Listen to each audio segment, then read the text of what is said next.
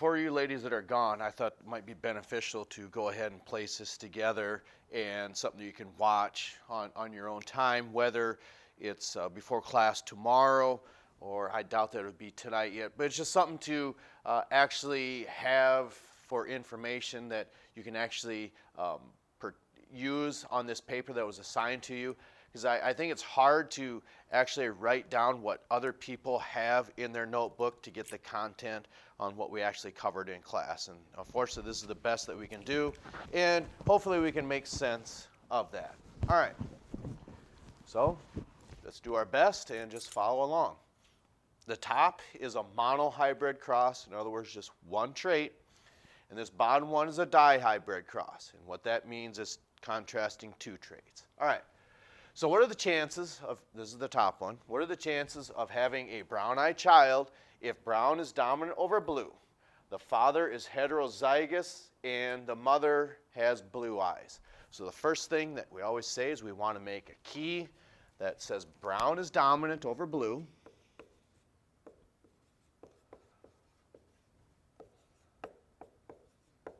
Okay, so now as we look at our cross, it says the father is heterozygous, which then means you have one of each allele. All right? So we've got a capital B and a lowercase b. That's what we mean by heterozygous. Heterozygous for eye color. So it means it has one of each of the alleles from our key. And the mother has blue eyes. Okay? So we already know that the father's got brown eyes because this is completely dominant over that recessive trait. It masks over the top of that. Because, of course, this is brown eyes.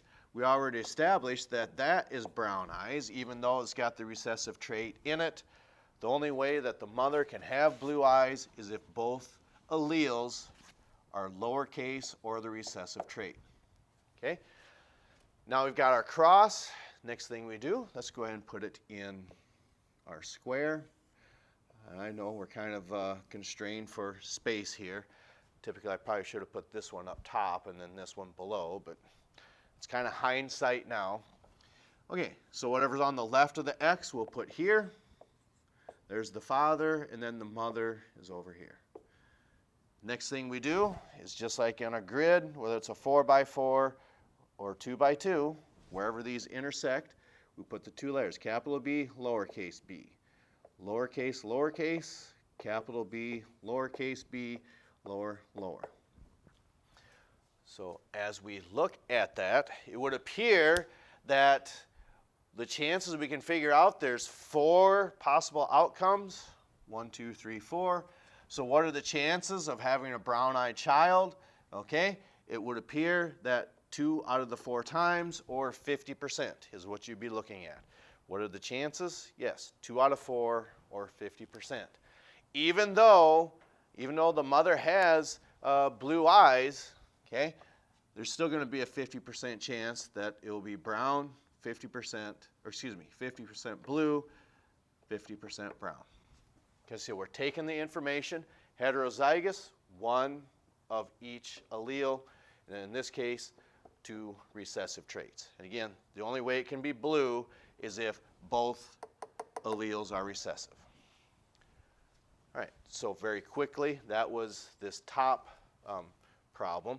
We can go ahead and move on to this bottom one, and we'll try to fit it over in this corner. Maybe I should go shut those lights out. I think that would probably help, and we'll give that a whirl. Okay, so what it says is, what is the phenotypical ratio of a cross between a heterozygous tall, heterozygous round plant with a homozygous recessive wrinkled plant? Okay, so as it says, is tall is dominant over short, and round is dominant over wrinkled. So we have to have 4 letters here. Okay, we'll just say capital T is tall, lowercase t then is short, capital R will make round, and then a lowercase r we'll say is wrinkled. So we've got our key, just like what we did up here. Now we can go ahead and start putting this cross together. There are 4 alleles for each trait because it's a dihybrid cross. It's contrasting 2 traits, height and seed texture, as opposed to just eye color. That's why this is just a monohybrid cross and this is a dihybrid cross. Okay. Heterozygous tall. So that means you've got 1 of each allele, just like what we had there. Capital T, lowercase t.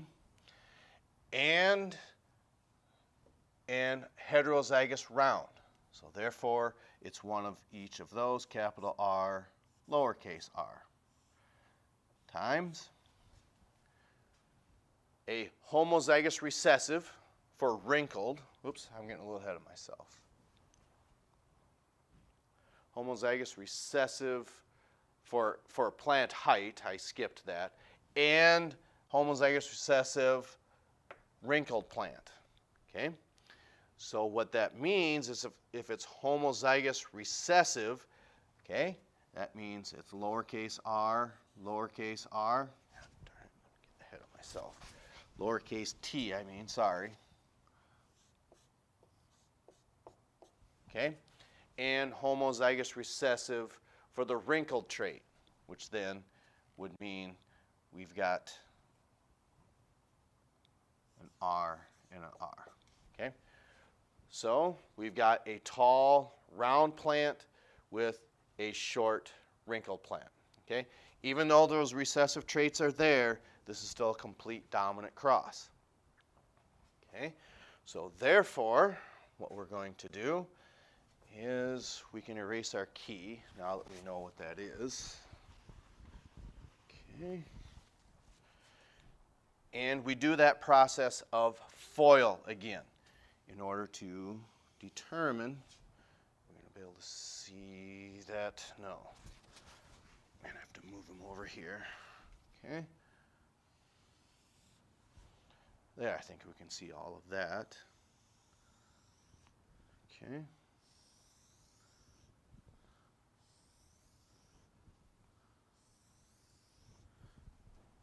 Okay, so when we FOIL this out, it's on the left-hand side of the X. FOIL, the first terms, capital T, capital R. Okay, the outside terms, very outside, capital T, lowercase r. Okay, the inside, lowercase t, uppercase r. And then our last one, lowercase t, lowercase r.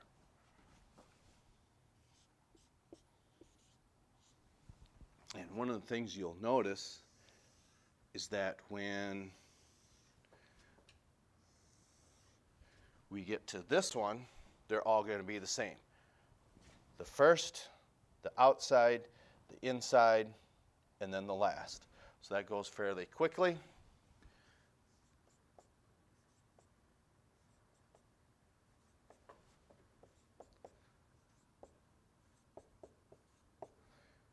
And this is one of those aspects, if you have sloppy handwriting, it might be a little more challenging.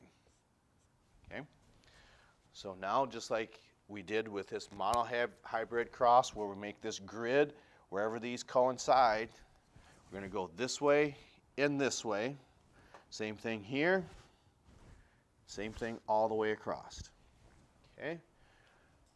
So let me pick a different color. So we got a capital T and a lowercase t. Keep our traits together here. And capital R, lowercase r. Okay? And capital T, lowercase t, and then 2 lower r's. Okay? 2 lowercase r or t's. Capital R, lowercase r. And then 2 lowercase t's. 2 lowercase r's. Okay. Then we do the same thing here, wherever they collide or coincide, capital T, lowercase t, big R, little r.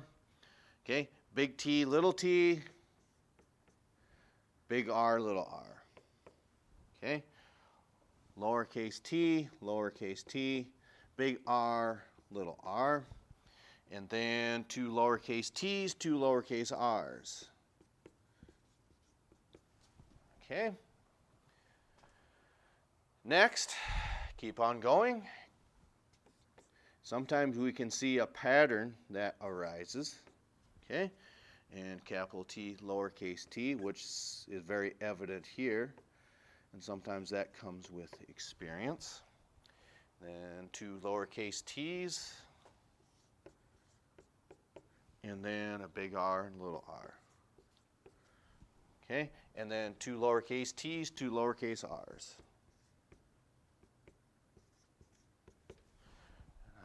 Yep, we're getting that all on there.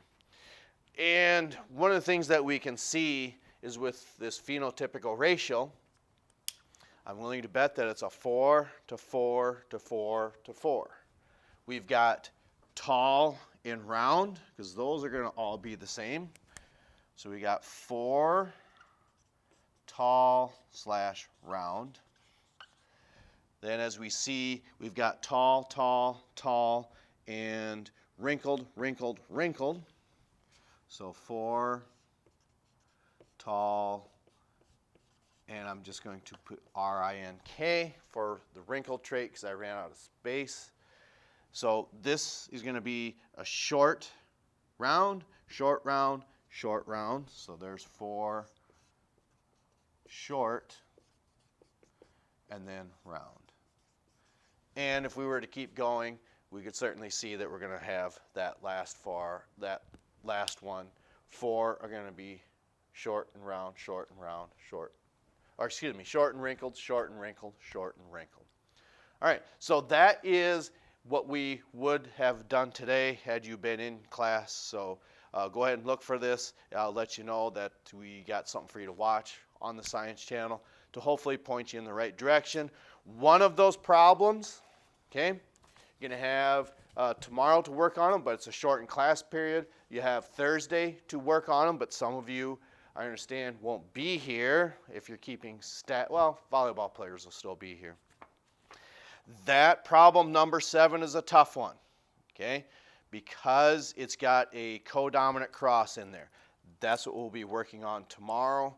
So if we keep up with this, we'll be all right. But if you start falling behind, you are not doing yourself any favors by not doing anything about that, whether you talk to myself or one of your classmates, okay? The key is to keep current with this and not fall behind. If you have any problems, please get in and talk to myself. All right, so we'll catch up to you next time.